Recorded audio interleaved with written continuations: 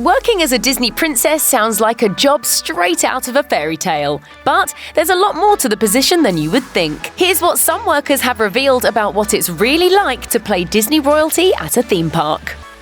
If you're auditioning to become a Disney Parks princess, you should know that you might have to start at the bottom before you make it to the top. While the standard audition process for other productions usually involves learning lines and mannerisms specific to one character, your audition to play a Disney princess is actually your audition to play any of Disney's many beloved characters. In other words, even if you ace your audition, you might not become royalty right away. As a former Disney princess explained in a Reddit AMA, you do not have any say in what character they fit you in. The overall process can be pretty brutal as well. An anonymous woman who once portrayed Rapunzel at Disney World spoke to Insider about her experience, revealing surprising details about her audition process. The former Disney princess, who asked to be called Brianna Smith, said, "There were about 500 of us and they divide you into rooms of 50. Then they line you up in rows of 10 and study your features. It was pretty unnerving. Then, after all of that, they say, 'We just need Brianna Smith, thank you.' And just like that, all 49 other girls were eliminated."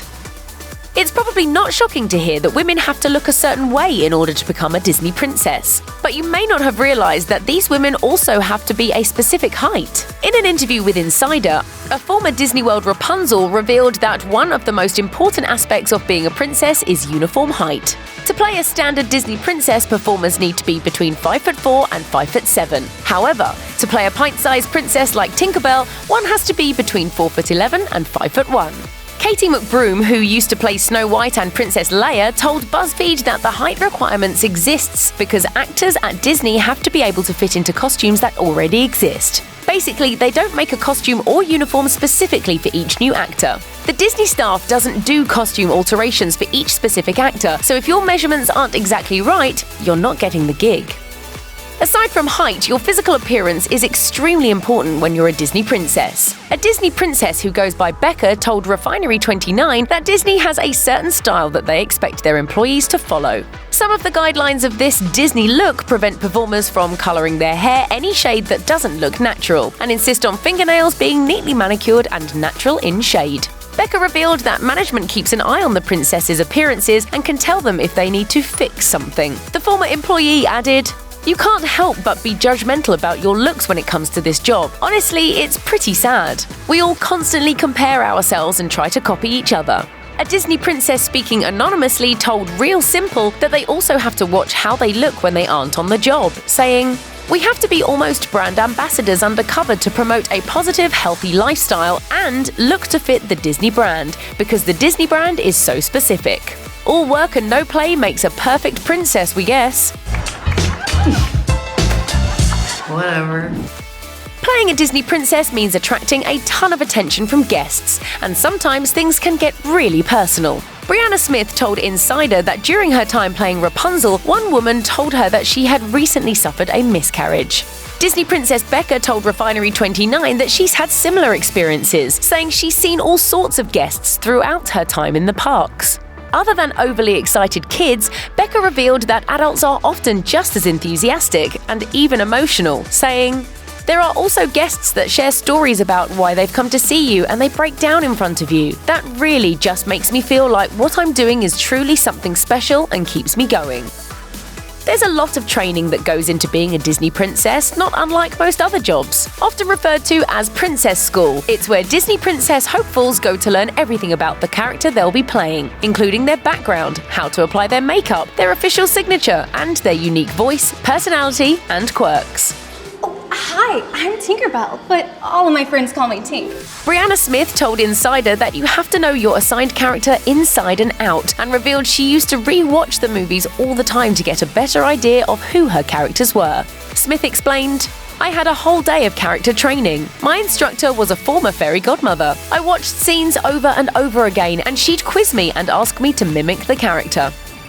An anonymous princess who portrayed Belle at a Disney park told Cosmopolitan magazine that princesses have to smile for an hour straight and can only drop those smiles when they are behind closed doors on a break, revealing, "The first few weeks my face literally hurt."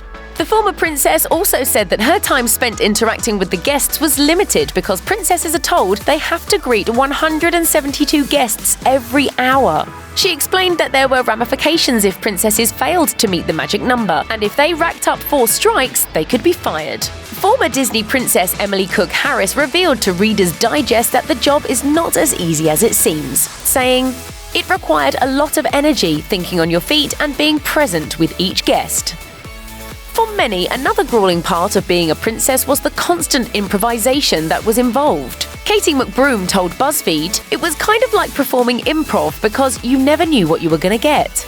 McBroom explained that a lot of people try to get the princesses to break character by bringing up random things like Nintendo, which characters like Snow White couldn't possibly know about. McBroom revealed she'd simply respond by saying things like, "Oh, I don't know what you mean." An anonymous princess echoed these sentiments to Real Simple, saying, "If people are talking to you or yelling things, you have to come up with a response right away. It just takes a lot of practice outside so that you're comfortable."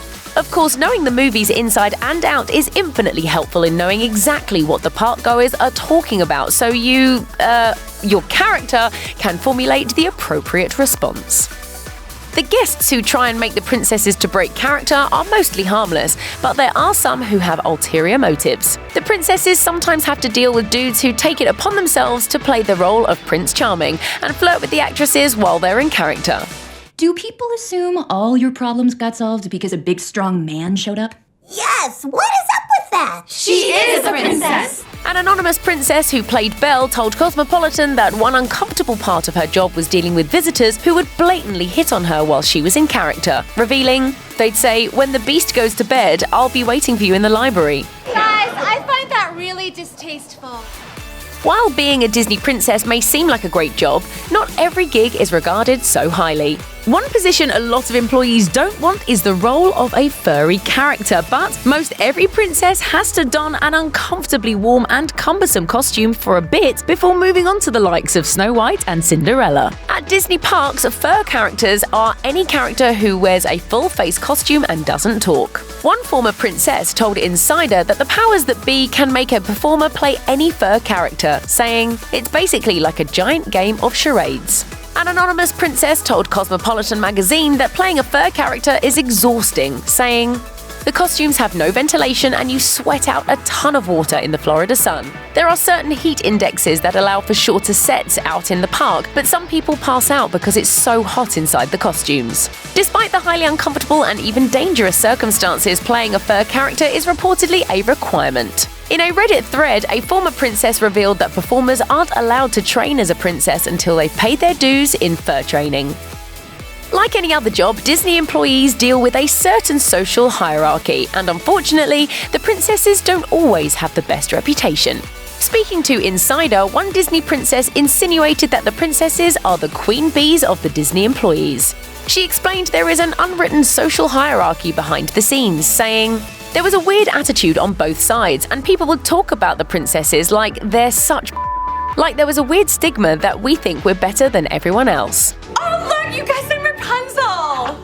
I gotta say, that seems right. You're adventurous, a little crazy, and way too into your hair. Another former princess revealed a similar experience in a Reddit thread, saying that many of her co-workers perceived her as being stuck up, something she insists couldn't be farther from the truth. The anonymous actress wrote, "When I worked there, I would go to the cafeteria and people would stare at me and not talk to me." Additionally, an anonymous princess shared with Real Simple that she believes the princesses got a bad rap because others assumed they thought themselves to be really pretty or wanted to be real-life princesses. Though, according to the actress herself, that was never actually the case.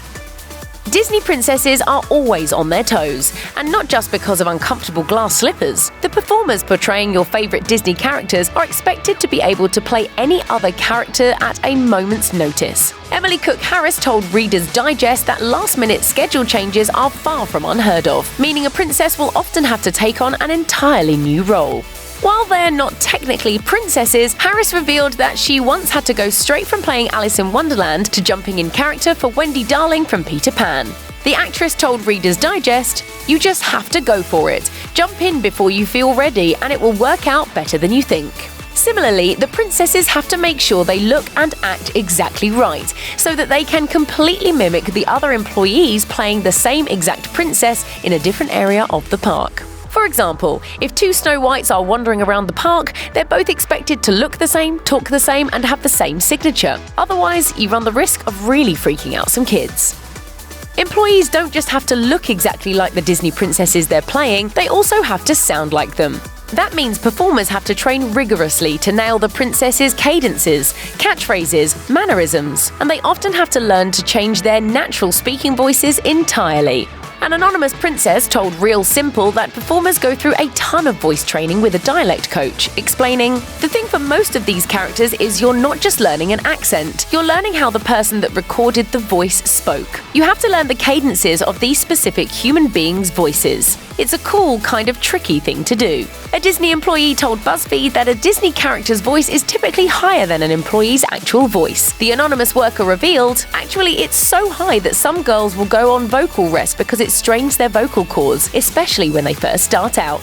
Beauty is pain, and apparently the life of a Disney princess is too. Check out one of our newest videos right here. Plus, even more list videos about your favorite stuff are coming soon. Subscribe to our YouTube channel and hit the bell so you don't miss a single one.